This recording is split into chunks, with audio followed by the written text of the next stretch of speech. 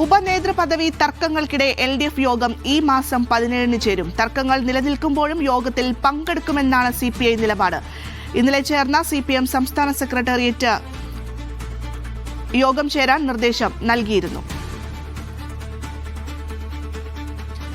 വിജിൻ വായാന്തോട് ചേരുന്നുണ്ട്. വിജിൻ, എന്തായാലും യോഗം ചേരുമ്പോൾ നിർണായകമായി ഈ വിഷയം തന്നെയാകും അതിൽ CPI ഉന്നയിക്കാൻ പോകുന്നത്. എന്തായാലും CPM ഇതിൽ നിന്ന് വിട്ടുമാറില്ല, ഉപനേതൃപദവി കൊടുക്കില്ല എന്ന് പറയുന്നുണ്ട്. CPI ആണെങ്കിലും അതിൽ ഉറച്ചു നിൽക്കുന്ന ഒരു നിലപാട്. യോഗത്തിൽ എങ്ങനെയായിരിക്കും CPI നിലപാട് സ്വീകരിക്കുക?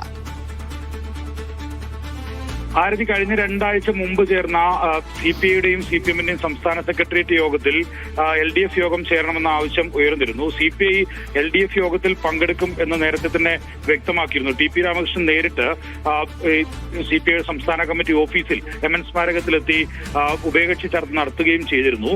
അതിനുശേഷം CPI പറഞ്ഞത് LDF യോഗത്തിൽ പങ്കെടുക്കും, പക്ഷേ ഉപനേതൃ പദവി എന്ന ആവശ്യത്തിൽ നിന്ന് വിട്ടുവീഴ്ചയ്ക്ക് തങ്ങൾ തയ്യാറല്ല എന്നാണ്. എന്നാൽ പ്രതിപക്ഷ നേതാവ് പിണറായി വിജയൻ ഉൾപ്പെടെയുള്ളവർ വ്യക്തമാക്കിയത് ഉപനേതൃ പദവി എന്നുള്ളത് അത് അടഞ്ഞ അധ്യായമാണ്. അങ്ങനെ ഒരു കീഴ്വഴക്കം കഴിഞ്ഞ കാലങ്ങളിൽ ഒന്നും ഉണ്ടായിട്ടില്ല. പിന്നെ എന്തിനാണ് അത്തരമൊരു ചർച്ച എന്നുള്ളതായിരുന്നു പിണറായി വിജയന്റെ നിലപാട്. ഒപ്പം തന്നെ CPMന്റെയും അതേ നിലപാട് തന്നെയായിരുന്നു CPMനും ഉണ്ടായിരുന്നത്.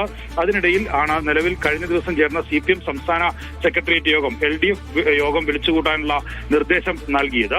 CPI ഇക്കാര്യം LDF കൺവീനർ TP രാമകൃഷ്ണൻ അറിയിച്ചു. LDF യോഗത്തിൽ തങ്ങൾ പങ്കെടുക്കും എന്നും അറിയിച്ചിട്ടുണ്ട്. അതിന്റെ അടിസ്ഥാനത്തിലാണ് നിലവിൽ 17-ന് വൈകുന്നേരം 4 മണിക്ക് CPM LDFന്റെ യോഗം ചേരാനുള്ള തീരുമാനം നിലവിൽ ഇപ്പോൾ കൈക്കൊണ്ടിട്ടുള്ളത്. എന്തായാലും പ്രതിപക്ഷ ഉപനേതൃ പദവിയുമായി ബന്ധപ്പെട്ട തർക്കങ്ങൾ CPIയും തമ്മിൽ ഇപ്പോഴും തുടരുന്നുണ്ട്. അത് ദേശീയ നേതൃത്വം ഉൾപ്പെടെ ഇടപെട്ട വിഷയമാണ്. CPIയുടെ ദേശീയ നേതൃത്വം ഉൾപ്പെടെ ഉപനേതൃ പദവി വേണം എന്ന ആവശ്യത്തിൽ ഇപ്പോഴും ഉറച്ചു നിൽക്കുകയാണ്. പക്ഷേ CPM അക്കാര്യത്തിൽ വിട്ടുവീഴ്ച വേണ്ട എന്നുള്ള നിലപാട് തന്നെ സ്വീകരിച്ച് മുന്നോട്ട് പോവുകയാണ്. എന്തായാലും തെരഞ്ഞെടുപ്പ് കഴിഞ്ഞതിന് ശേഷം വലിയ പരാജയം ഏറ്റുവാങ്ങിയതിനെ തുടർന്ന് LDFന്റെ യോഗം ചേർന്നിരുന്നു. അതിലാണ് ഓരോ പാർട്ടികളും പ്രത്യേകം അവലോകനം നടത്താനും വിശകലനം നടത്തി അതിന്റെ റിപ്പോർട്ട് തയ്യാറാക്കാനും അതിനുശേഷം ഓഗസ്റ്റ് മാസം ഇതിന്റെ എല്ലാം ക്രോഡീകരണം എന്നുള്ളതിലുള്ള LDF യോഗം ചേരാനും തീരുമാനിച്ചത്. പിന്നീട് അത് സെപ്റ്റംബറിലേക്ക് CPMന്റെ വിശാല സംസ്ഥാന സമിതി യോഗം സെപ്റ്റംബറിലേക്ക് മാറ്റുകയായിരുന്നു.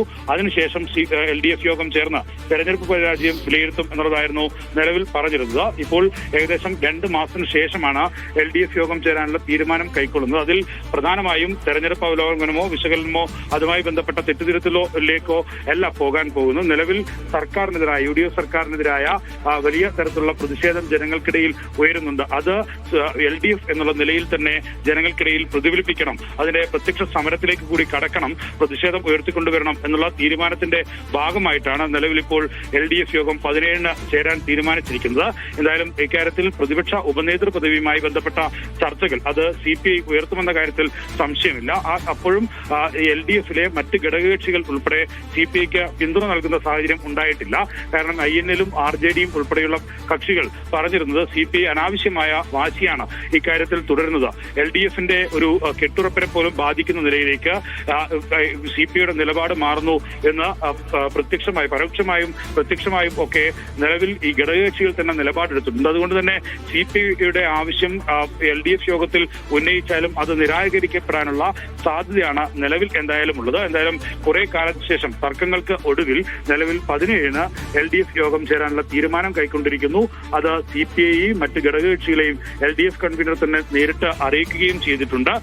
CPMന്റെ സെക്രട്ടേറിയറ്റ് യോഗമാണ് LDF യോഗം വിളിച്ചു ചേർക്കണം എന്നുള്ള നിർദ്ദേശം നൽകുകയും ചെയ്ത് 17-ന് വൈകുന്നേരം 4 മണിക്കായിരിക്കും യോഗം ചേരുക. ശരി.